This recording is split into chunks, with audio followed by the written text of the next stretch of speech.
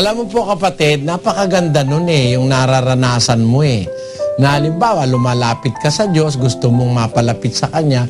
Kung kailan ka naman lumalapit, saka ka naman nahihirapan. Alam mo kung bakit kapatid, may demonyo kasi.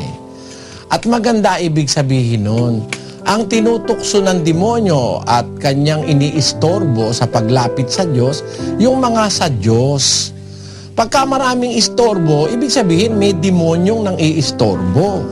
Kasi kung ang Diyos ang lalapitan mo, nakikita niya sa kanya kalalapit, hindi ka naman niya itataboy, di ba? Sabi ng ating Panginoon, ang lumalapit sa akin sa anumang paraan ay hindi ko maaaring itaboy. Nasa 6:37 yan ng Juan, sa anumang paraan ang wika hindi ko itataboy. Ang lahat ng lalapit sa Diyos, welcome.